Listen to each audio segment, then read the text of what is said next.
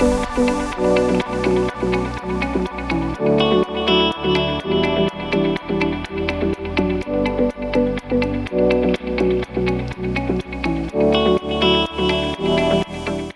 a substance has an impact on the normal functioning of your brain, it's called psychoactive. These can include prescription medications, recreational drugs, and even everyday substances consumed worldwide like coffee, alcohol, and tobacco. How these substances impact our brain and can lead to addiction is the focus of this video. Before I begin though, I strongly recommend that you go back and review my video on neurotransmitters and how they interact with your brain, since this is integral to how these substances influence our brain's physiologies. Any discussion of your brain's functioning really needs to start by talking about homeostasis. Your brain and body overall needs to alter its functioning based upon a variety of factors that can change from one moment to another. Things like hormone levels and neurotransmitter levels don't stay constant all the time. They rise, they fall based upon the needs of the body. Your body tries to maintain these changes within a normal range, which is central to understanding homeostasis. A good example of homeostasis in action is regulation of body temperature. If your body temperature gets too low, like if the temperature outside is really cold, then your body does certain things like making you shiver in an attempt to raise your body temperature and bring it back to a normal range. This is just one example of how your body tries to keep itself within a comfortable range. Your brain is always going to try to keep things in what I like to call the Goldilocks zone. It doesn't want anything too hot, too cold, it wants it just right. Keeping this in mind, when we consume psychoactive substances, we are artificially changing the way our brain maintains this homeostasis. There are many ways how this happens. I talked previously in the video about brain cells that some substances we consume can alter the release, reuptake, or reception of neurotransmitters. A substance that helps increase the release of a neurotransmitter or makes neurons more receptive to that neurotransmitter is called an agonist. A substance that helps decrease the release of a neurotransmitter or makes neurons less receptive to that neurotransmitter is called an antagonist. Substances that decrease the reuptake of a neurotransmitter causes that neurotransmitter to stay in the synapse longer and are known as reuptake inhibitors. These largely have the same net effect as agonists. Just like your body responds to cold weather by making you shiver to raise your body's temperature, your brain responds to you taking psychoactive substances by changing neurotransmitter levels. So if consuming an agonist of a neurotransmitter increases the release of a neurotransmitter or makes neurons more receptive to that neurotransmitter, then your brain will respond to you taking these substances by reducing the amount of natural neurotransmitter it produces. The same is true of reuptake inhibitors. If antagonists decrease the release of a neurotransmitter or make the neurons less receptive to that neurotransmitter, then your brain will respond to you taking these substances by producing more of that neurotransmitter. Now, keep in mind that I'm explaining this in a very basic way. The reality is far more complex, but goes well beyond the scope of this video or my YouTube channel in general, for that matter.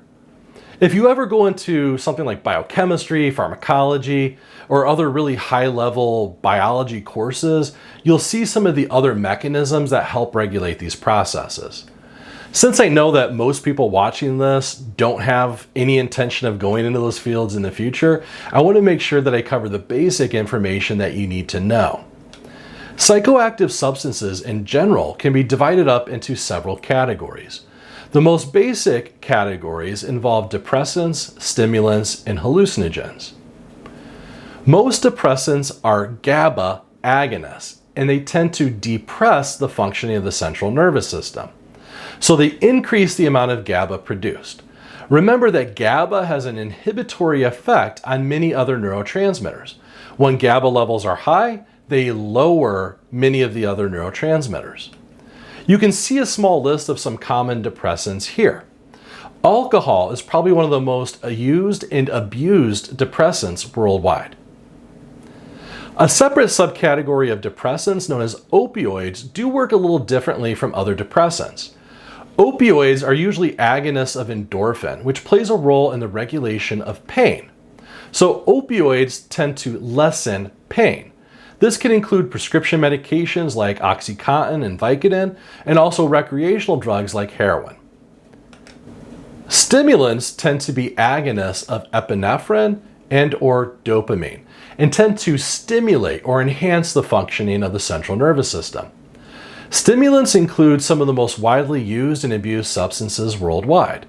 This can include relatively common substances like nicotine and caffeine, but also other substances like cocaine and amphetamines. Hallucinogens are generally serotonin agonists, but some hallucinogens can impact a really large number of other neurotransmitters and target several different parts of the brain. Hallucinogens can cause distortions to perception and sensory systems. This doesn't always mean that they cause hallucinations, which is hearing, seeing, or feeling things that aren't present. However, many hallucinogens do cause hallucinations also. Now that I've talked a little bit about these types of substances and how they impact our brains, I wanted to talk about bringing it all together with a very important topic within psychology. That topic is addiction. Addiction involves either a physical dependence on a substance or a psychological dependence on a substance. Psychological dependence involves a learned association between the use of a substance and some sort of psychological benefit. Typically, this involves someone using a substance to deal with stress, lessen anxiety, or to deal with depression. However, it can really be any type of perceived psychological benefit.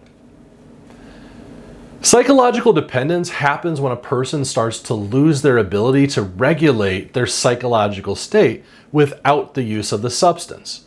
So for example, a person that may have difficulties managing stress may start drinking alcohol to help them better deal with that stress. Over time, they start to associate drinking as being the only way to deal with stress in their lives. Physical dependence, or sometimes called physiological dependence, creates an alteration of the brain's homeostasis. So let's stick with the example I just gave. Remember that alcohol is an agonist of GABA. When you drink, you raise the level of GABA in your brain by adding GABA from alcohol to the amount your brain naturally produces. This elevated amount of GABA causes a person to feel intoxicated. When done occasionally, this doesn't usually change the way your brain manages GABA because it isn't happening frequently enough to cause a change. Now, if you're someone who starts using alcohol more and more, you start to influence the way your brain naturally manages GABA. Because you're consistently increasing the amount of GABA available in your brain will try to maintain homeostasis by lowering the amount of GABA that it naturally produces. Once your brain starts to alter its normal functioning based on you using a substance, physical dependence occurs. You can look at physical dependence as your body literally needing the substance because it has altered its way of functioning to adapt to you consuming that substance. This is a really bad thing because it starts to create an escalation of the physical dependence. So basically, the more alcohol you consume, the less GABA your brain produces, and the more alcohol you need to consume to feel intoxicated. This process is known as tolerance. It leads to you having to consume more and more of a substance in order to get the same effect you once got. This process can even escalate to the point that a person is almost entirely dependent on consuming that substance.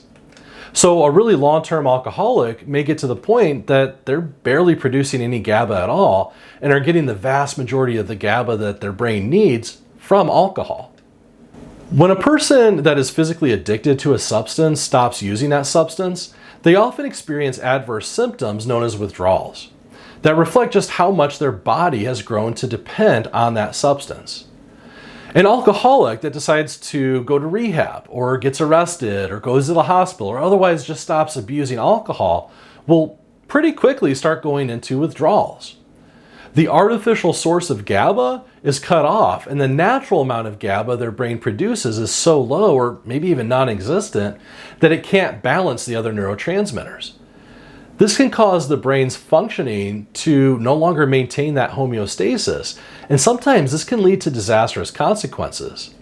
Alcoholics going through withdrawals can experience huge distortions to mood, perception, cognitive functioning, and sometimes it can even lead to seizures and hallucinations.